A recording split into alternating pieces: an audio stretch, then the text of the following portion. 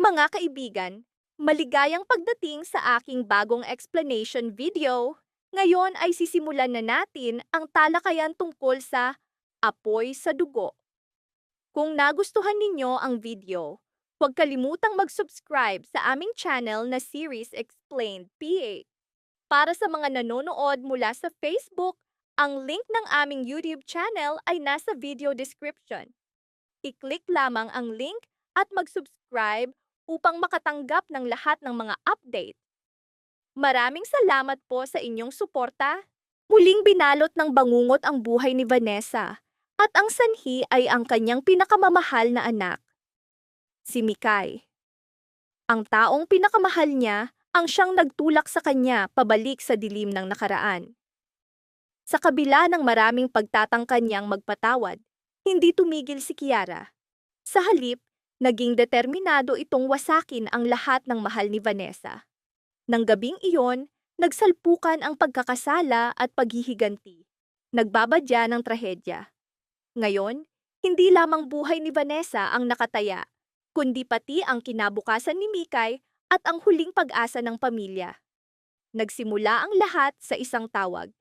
Isang tawag na nagpahinto sa tibok ng puso ni Vanessa.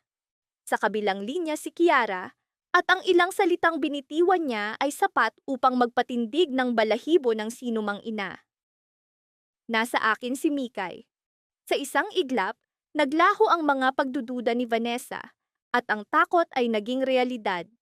Ipinahayag ni Kiara na kung nais ni Vanessa na makita pang buhay si Mikay, kailangan niyang pumunta sa puntod ni Luigi. Wala nang oras si Vanessa para mag-isip. Ang tanging layunin niya ay mailigtas ang anak. Hindi niya inisip ang mga patibong, ang panganib, o ang pagtawag sa pulis. Para sa isang ina, ang anak ang lahat, at handa siyang tumalon sa apoy para sa kanya. Ngunit hindi alam ni Vanessa na mas malupit pa ang plano ni Kiara. Hindi lamang pananakit ang layunin nito, kundi ang tuluyang pagwawakas ng lahat.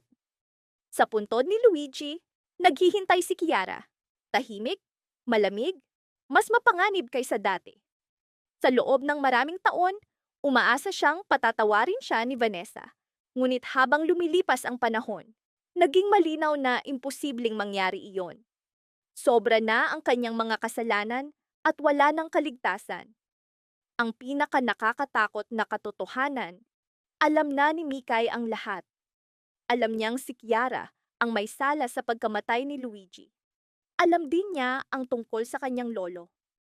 Mula nang mabunyag iyon, nagbago na ang pananaw ni Mikay kay Kiara.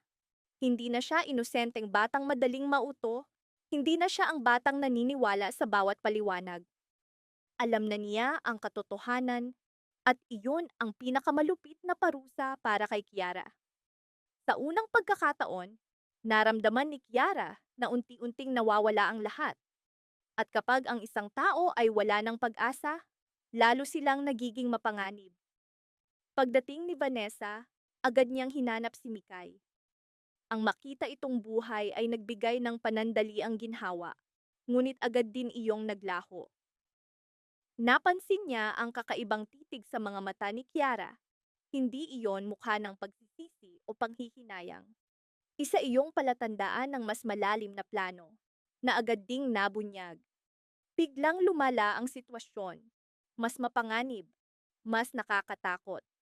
Lumitaw ang tunay na plano ni Kiara. Kung hindi niya makakamtan ang kapatawarang inaasam, walang makakalabas ng buhay. Nagsimula ang bangungot, apoy, usok, takot. Sa loob lamang ng ilang minuto, naging bitag ng kamatayan ng sementeryo, isang bilangguang napapalibutan ng apoy.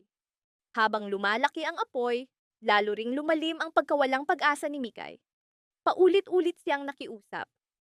Please, stop. Let us go. Ngunit tila bingi si Kiara sa kanyang mga sigaw. Para bang tinanggap na niya ang kanyang kapalaran at handang hilahin ang lahat pababa kasama niya. Nabiyak ang puso ni Mikay sapagkat sa kabila ng lahat, umaasa pa rin siyang may natitirang pagkatao kay Kiara. Umaasa siyang ililigtas nito si Vanessa. Ngunit habang lalong lumalakas ang apoy, Lalo ring lumalalim ang dilim sa isip ni Kiara. Ang pinakanakakatakot na sandali ay dumating nang sa gitna ng kaguluhan. Nadapa si Vanessa at hindi na muling nakabangon. Paligid niya'y pinaligiran ng makapal na usok at bawat segundo'y lumalaki ang apoy. Halos hindi na siya makahinga. Sa unang pagkakataon ng gabing iyon, naramdaman niyang baka hindi na siya makaligtas ng buhay. Nakahiga sa malamig na lupa, unti-unting nauubos ang kanyang lakas. At iisang bagay lamang ang nasa kanyang isip, si Mikay. Hindi ang sariling buhay, hindi ang sariling sakit, hindi ang sariling takot, kundi ang anak na hindi niya kayang iwan. Ngunit nasaan ang rescue team? Nasaan ang mga pulis? Bakit sila huli? Habang kumakalat ang apoy, lalo pang nawawala ang pag-asa. Bawat sandali, lalong nagiging imposibleng makaligtas. Sa puntong iyon, tila milagro na lamang ang makapagliligtas sa kanila. Ngunit matapos ang napakaraming pagkakamali, sapat pa ba ang isang milagro? At hanggang saan kayang lumaban ng isang taong nawala na ang lahat? Maililigtas ba si Vanessa? Titigil ba si Kiara sa huling sandali, sa pool ng konsensya? O tuluyan bang lalamunin ng apoy ang huling pag-asa ng gabing iyon? At kung sila'y makaliligtas, maaari pa bang muling mabuo ang isang pamilya mula sa abo ng kasinungalingan at pagtataksil? Ang mga kasagutan ay nasa susunod na yugto.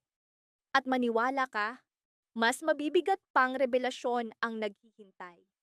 Ito ang kabanata ng apoy sa dugo, isang kwento ng bangungot, paghihiganti, katotohanan, at sakripisyo, isang kasaysayan kung saan ang mismong kaligtasan ay nagiging sukdulang pagsubok.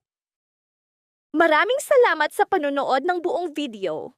Para mapanood ang susunod na episode explanation, huwag kalimutang mag-subscribe sa Series Explained PH channel.